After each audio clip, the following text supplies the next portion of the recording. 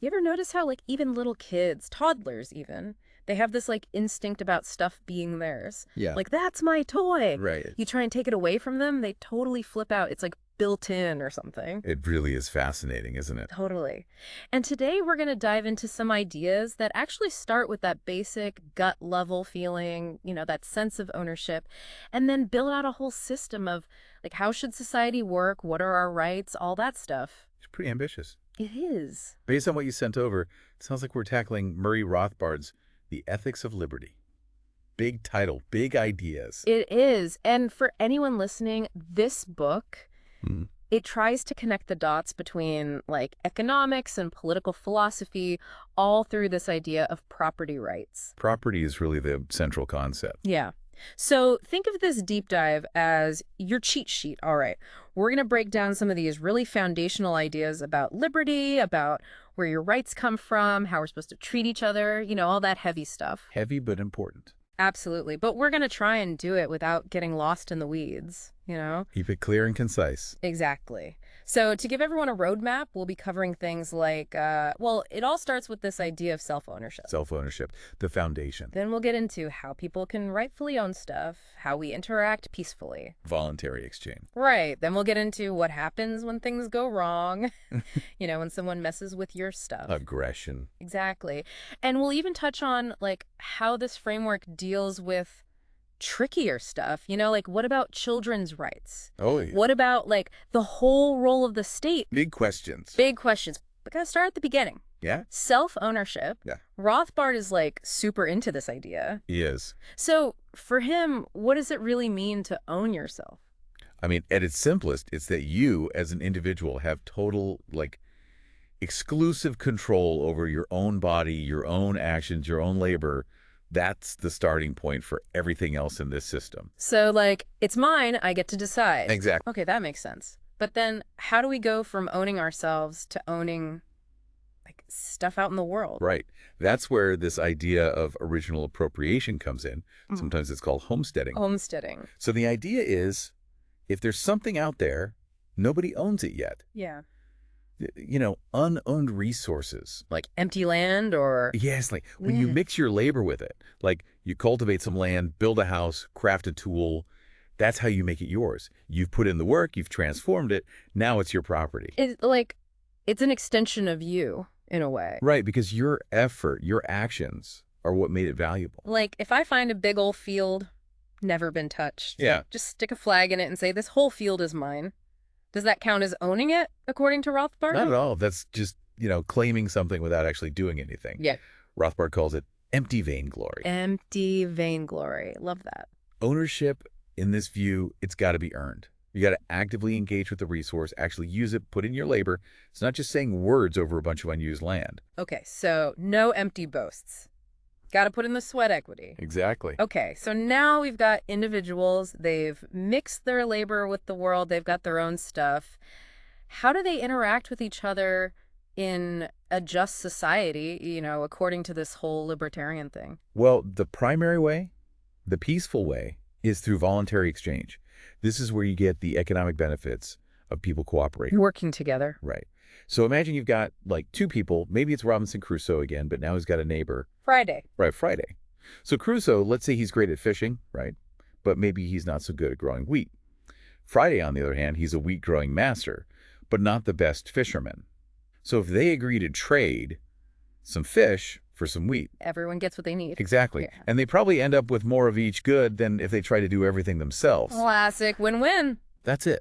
Both sides benefit because they value what they're getting more than what they're giving up. And the point here is that this is the only legit way to get wealth. Either you create it yourself through your own labor, or you get it through this kind of voluntary trade. No funny business. No coercion, no force involved. All right, so you mentioned this term earlier, alienable labor services. Right. Versus, Inalienable will. yeah, sounds kind of heady. Can you break that down for us regular folks? Sure.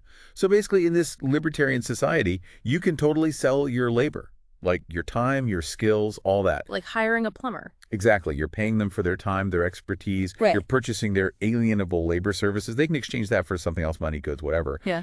But your will, your like basic ability to make choices, to control your own life, that's considered inalienable. It's not something you can just give up. So, like, I can't sell myself into slavery. Right. Even if someone wanted to do that. Yeah. That kind of contract, it's not valid in this system. Mm-hmm. Because it would mean you're giving up your future ability to choose, to direct your own life. And that's a fundamental part of being human, according to this whole self-ownership thing. So even if someone's like, yeah, I want to be a slave, it's a no-go. Right. Your right to own yourself, it trunks everything. It's like the bedrock. Yeah. And what's really interesting is Rothbard, he sees this whole system, built on self-ownership, homesteading, voluntary trade. He sees it as a universal ethic. Universal meaning? Meaning it applies everywhere, to everyone, regardless of like their culture, their history, whatever. Oh, interesting. Like the idea that you own yourself, that you own the fruits of your labor. That's something anyone can understand anywhere in the world. It's not tied to some specific society or level of economic development. That's pretty bold. It is. And it's a big contrast to systems where, the rules change depending on who's in power. In a truly libertarian society, a society without rulers, you'd have this consistent ethical framework. Everyone playing by the same rules. Exactly. Okay, so we've covered the peaceful stuff, people making stuff, trading, cooperating. But let's face it, things don't always stay peaceful. What happens when someone decides to mess with someone else's stuff? How does this whole libertarian thing define aggression? It's very specific. Aggression means initiating physical violence against another person or against their property that they acquired justly, through those means we talked about. So it's not just like insulting someone or... No, it's got to be physical. Or like competing with them and driving them out of business. Right. It's not about causing emotional distress or even economic harm through normal competition. It's specifically about using or threatening to use physical force first. And this ties into that idea from Franz Oppenheimer, right? About the economic means versus the political means of getting wealth. Exactly. Economic means, that's what we've been talking about, creating value, trading fairly. It's about mutual benefit, cooperation. But the political means, that's using coercion, using violence or the threat of it to take someone else's stuff without their consent. So stealing, robbing, extortion. All examples of the political means. And in the libertarian view, that's the essence of aggression. Now, you mentioned earlier that just because some property arrangement has existed for a long time doesn't automatically make it just. Like, what if the land someone owns was taken by force generations ago? Is the current owner, are they in the clear, according to this system? This is a big one. Rothbard would say no. You can't build a truly just and peaceful society on a foundation of stolen property. Right. Even if nobody's actively challenging those property titles right now, the underlying injustice is still there. True peace, in this view, means you're enjoying the property that is rightfully yours. So if the way things are now is the result of past force, then just keeping things as they are, that's not real peace. It's just continuing the consequences of that original aggression. Wow. Okay, that raises some serious questions about how you'd even go about fixing those historical injustices. It does. Maybe a topic for another deep dive. But for now, let's say, someone steals my car. How does the libertarian view approach that kind of situation? Well, the key principle is that property titles have to be based on justice. In the case of theft, it's clear that the thief has violated your right to your car. You acquired it legitimately, they didn't. So if the car's recovered and the thief is caught, the obvious and just thing to do is return it to you. Makes sense. But what if they find the car, but they can't find the original owner? Like maybe it was stolen years ago, the person's moved, who knows? In that case, according to libertarian theory, the car basically becomes unowned again. It's like a reset. And then whoever takes possession of it starts using it, putting in the work. They become the new owner. They've homesteaded it, basically. And the thief, obviously, they have no claim to it. This way, stolen property doesn't just end up in limbo forever. Interesting. Yeah. And it goes back to that basic idea you establish ownership through use and labor. Now, what about this legal concept of adverse possession? It's where, like, if someone lives on your land long enough, even if they didn't originally have a right to be there, they can eventually become the owner. Does that fit with the libertarian view? That one's trickier. Yeah. Because in common law, the way they do adverse possession, there's these, like, arbitrary time limits. Oh, okay. And the libertarian argument is, if someone put in the work to make land theirs, to bring it into private ownership, someone else just living there without permission, it shouldn't just erase the original owner's rights. Just because they squatted there long enough. Right. The focus should be on, like, who was the just owner in the first place, and did they transfer it voluntarily? So I'm going to guess that slavery, that's a big no-no in this whole self-ownership system. Absolutely. Rothbard condemns slavery outright. Yeah. He sees it as, like, the most fundamental violation of someone's right to own themselves, like continuous aggression. The fact that someone might have a property title to another human being, that doesn't make it right. It just shows how messed up the whole situation is. No escaping that one. No. The victim is clear, and the aggression, it's constant. We talked earlier about land theft, especially historically. Yeah. It seems like libertarians have some pretty strong opinions on that. Did you? Why is this whole land ownership issue so important? Well, historically, and even today in a lot of places, you have this problem of land monopoly. A small group of people, they own tons of land, usually because they got it through force or trickery or political favors, not because they're actually using it productively. Like those old feudal systems. Exactly. Land equals power. And from a libertarian view, that's a huge problem.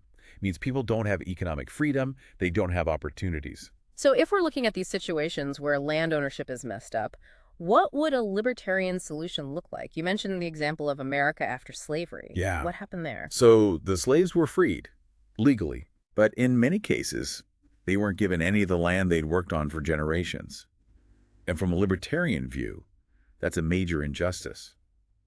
The argument would be that those plantation lands, they should have gone to the former slaves. Since they were the ones who'd actually worked it. Exactly. It would have been a form of restitution, a way to make things right. To acknowledge that their labor had given them a claim to the land. Right. That's a powerful example. It is. So let's talk about self-defense. If someone's trying to take your stuff or hurt you, what are the rules of the game, so to speak, in libertarian thought? The basic rule is you can only use force to defend yourself if there's an actual imminent threat. You can't just go around attacking people because you think they might do something. So like if someone's just standing on the sidewalk looking at my house, Yep. I can't just go out and... No, you can't just preemptively attack them. Okay. They've actually done anything yet. What if a bunch of people are protesting outside my store? Even if it's peaceful, even if it's hurting my business, can I use force to stop them? Nope. They have the right to protest, to express their views peacefully. If you try to break it up with force, you become the aggressor. Okay, so force is only for when someone's actually attacking you or your property. And even then, I'm guessing there are limits. Right. There's this idea of proportional punishment. Proportional, meaning? Meaning you can't go overboard. Yeah. You can't respond to someone shoplifting with, like, deadly force. Got it. The idea is the punishment should fit the crime.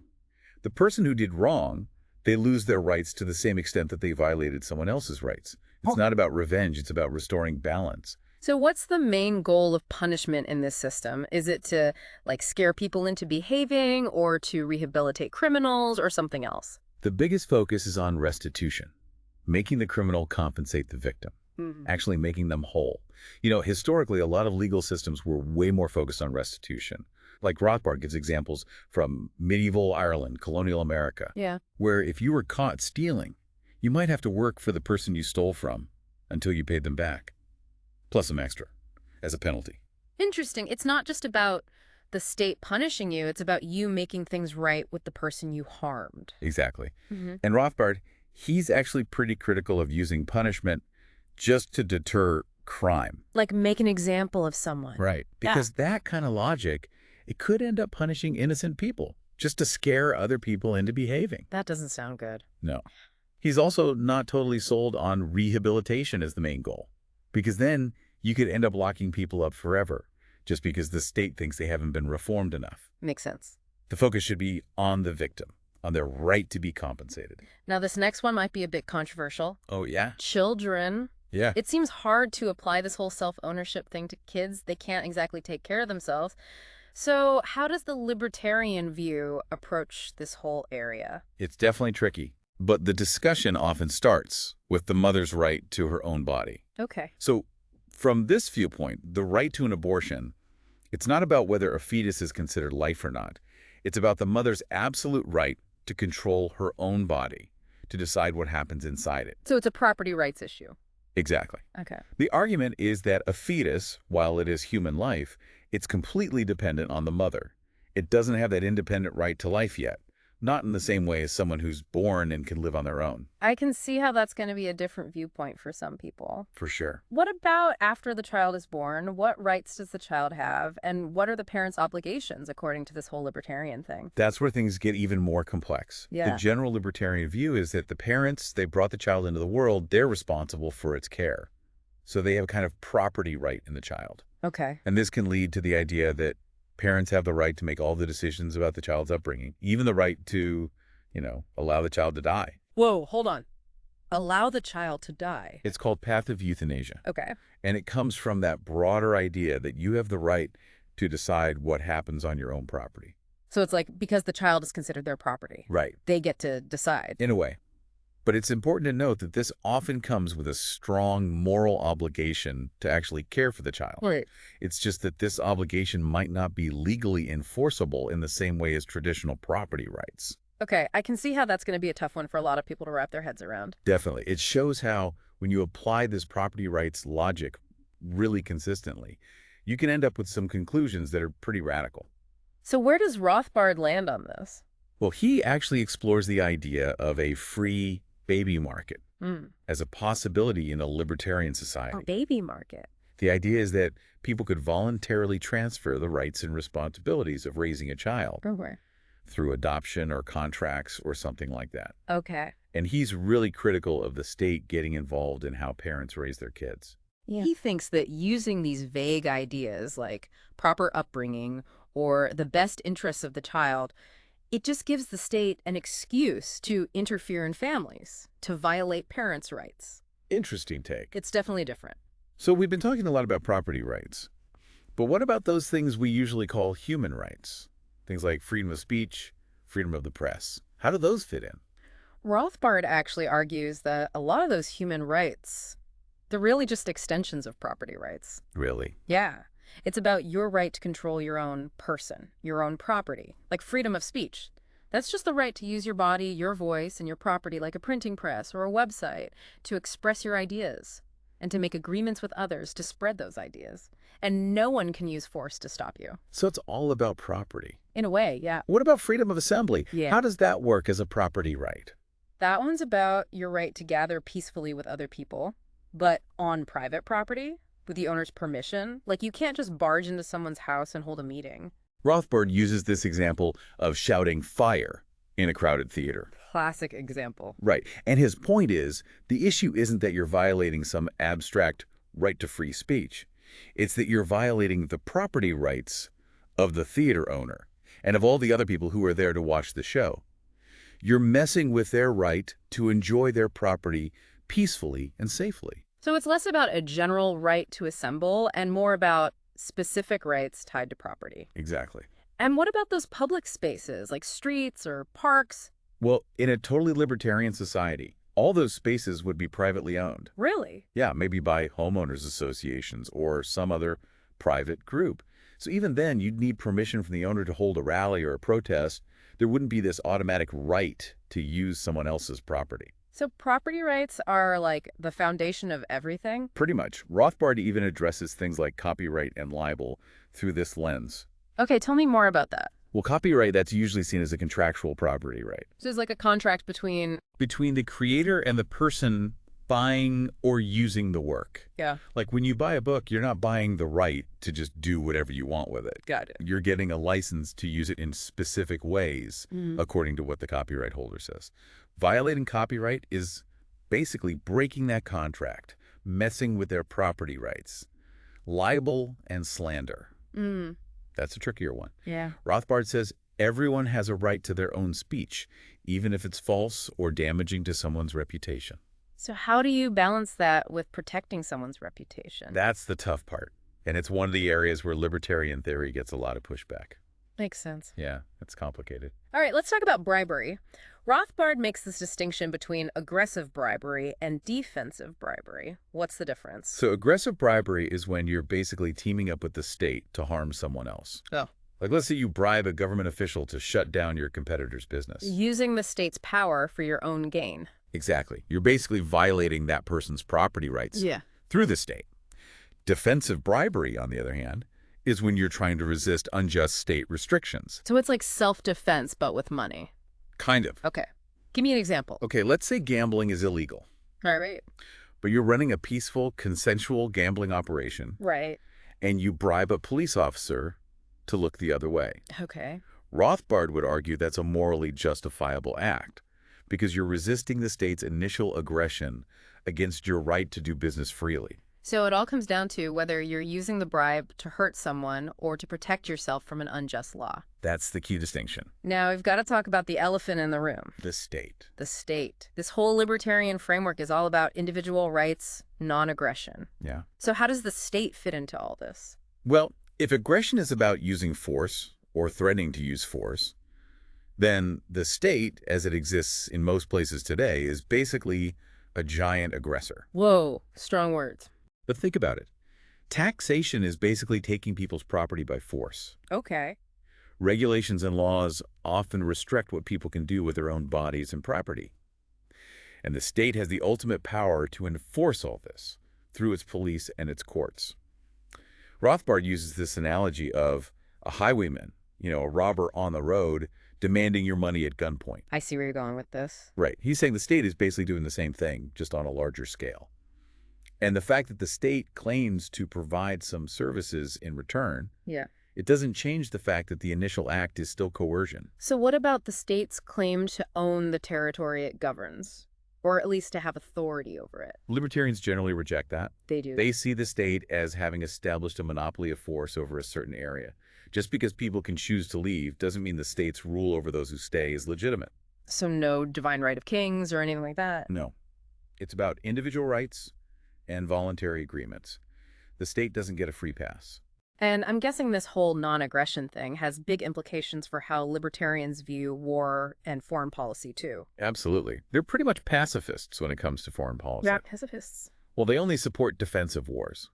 Wars that are fought to directly repel an invasion. Okay. Because anything else would be initiating aggression, which is a no-go. Makes sense. So you won't find many libertarians supporting wars fought to protect business interests overseas or to interfere in other countries' affairs. Got it. Before we wrap up, the outline mentions that Rothbard actually criticizes some other theories of liberty, like utilitarianism, Hayek's ideas about coercion, even Nozick's minimal state.